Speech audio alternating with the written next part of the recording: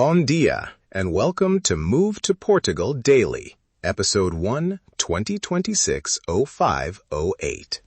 I'm Mateus Costa with the Portuguese Pride Network. In the next 10 minutes, I'll give you exactly what you need on smart banking, transfers, and mortgage moves so you arrive ready to pay, save, and secure housing faster. Let's run the numbers. Imagine you wire 20,000 euros from the US or the UK to a Portuguese seller or lawyer and lose between 150 and 400 euros to bad exchange margins and fees. That's a rental deposit or several months of groceries gone before you unpack. Today, I'm going to show you 3 clear wins to avoid that: the right accounts to open, transfer tactics that save you hundreds, and mortgage structure that suits Portuguese rules and your residency plans. Here's the promise. 1. A short checklist of accounts and the documents you'll need so you can open accounts before arrival or on day 1. 2. 3 transfer methods with example math. How a bank transfer can cost you 300 euros on 20K, while an FX specialist can cost as little as 30. And 3. A mortgage path with real numbers. What lenders expect for down payments, typical rates, and an example monthly payment so you can budget for Lisbon, Porto, or the Algarve. By the end, you'll have a 5-step action plan and the top mistakes to avoid. First, bank accounts and setup. Start with the NIF, that's your Portuguese tax ID, and start it early. You can get an NIF through a tax representative or local lawyer or in person at a finances office once you arrive, but starting remotely shaves days off your timeline. Open 2 accounts, a basic Portuguese current account and a multi-currency challenger account for transfers and holding foreign currency. For Portuguese banks, consider Caixa Geral de Depósitos, Millennium BCP, or Novo Banco. They handle local services like direct debit and mortgage disbursements, but may require proof of address and a face-to-face visit. For challenger banks, use Wise, Revolut, or N26 for multi-currency holding, fast account setup, and good FX transparency. Typical account costs in Portugal are low. Many current accounts are 0 to 20 euros per month, depending on services. In Lisbon, you'll see more branch requirements and higher demand for appointment slots. Porto is similar, but generally smoother for appointments. The Algarve has many expat-facing branches that are used to non-resident filings. Open the challenger account first so you can receive test transfers while the Portuguese account paperwork progresses. Second, transfers and currency strategy, the place most people lose hundreds. Compare 3 methods with concrete math. Method 1, a traditional bank-to-bank transfer. Many banks add a margin of 0.5% to 1.5% on the exchange rate, plus a fixed fee. On 20,000 euros, a 1.5% margin is 300 euros. Add a 20 euro fixed fee, and you're close to 320 euros lost. Method 2, specialist FX providers and brokers. These often charge 0.1% to 0.3% plus a small fee. So on 20,000 euros, you're looking at 30 to 60 euros in margin and maybe another 10 euros in fees. Total around 40 to 70 euros. Method 3, multi-currency challengers like Wise or Revolut. They publish the mid-market rate and low transparent fees. Expect roughly 30 to 60 euros on 20K, depending on payment method. So the choices boil down to convenience versus cost. Banks win convenience for local payments and legal transfers. Specialists save the most on pure FX costs. When to fix a rate.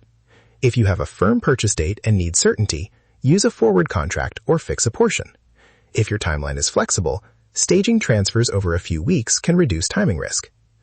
Always run a small test transfer, 500 to 1,000 euros, first to verify beneficiary details and timing. Third, mortgages and financing tactics. Portuguese mortgages for non-residents typically require 20 to 30% down, sometimes more for higher-priced properties, meaning you should plan to fund at least that much locally or show proof you can transfer it. LTVs for residents can reach 80% on primary homes, but non-resident offers are commonly 70% LTV. Interest rates in 2026 are generally between about 2.5% and 4.5%, depending on fixed versus variable terms, and loan length is usually 20 to 30 years. Example math. A €200,000 mortgage at 3.5% over 30 years yields roughly a €900 monthly payment. That gives you a working number for affordability. Lenders will look at declared income, residency status, and any rental income you plan to declare. Regional notes. In Lisbon, banks are stricter because prices are higher and valuations matter more. In the Algarve, lenders are accustomed to foreign buyers and holiday rental scenarios, but they'll still require clear documentation for rental forecasts. If you need a deposit quickly to secure a property, consider a short-term bridging loan or a deposit guarantee from your home bank for the initial reservation fee. Then refinance with a Portuguese lender once you have pre-approval. Tax regimes matter here. NHR status and IFICI declarations influence how lenders view your income and how rental income is taxed. That can change your net cash flow and sometimes your loan-to-income calculations, so align mortgage planning with your tax advisor early. Now, 5 simple action steps you can start today and 3 mistakes to avoid. Step 1. Get your NIF as soon as possible. Step 2. Open a multi-currency challenger account and a Portuguese basic current account. Start the Portuguese account application while you hold transfers in the Challenger account. Step 3. Run a small test transfer of €500 to €1,000 to check beneficiary details and timing. Step 4. Get mortgage pre-approval from a Portuguese broker so you know your buying hour. Step 5. Lock in an FX advisor or use a specialist for the larger transfers. Common mistakes. Moving all funds at once and taking an avoidable FX hit. Skipping mortgage pre-approval and losing a property. Trusting a single bank's exchange rate without comparing quotes. These 3 slip-ups are the ones that trap otherwise well-prepared buyers, so don't rush. Listener question you'll hear often, should I open a Portuguese account or use Wise first? Short answer, use Wise or a similar challenger first for speed and transparency, especially for deposits and initial living expenses while you start the NIF and Portuguese account paperwork. The Challenger account lets you move funds at close to mid-market rates and receive money quickly. The Portuguese account is necessary for mortgage disbursements, utilities, and tax setup. So do both. Challenger now, local account as your paperwork completes.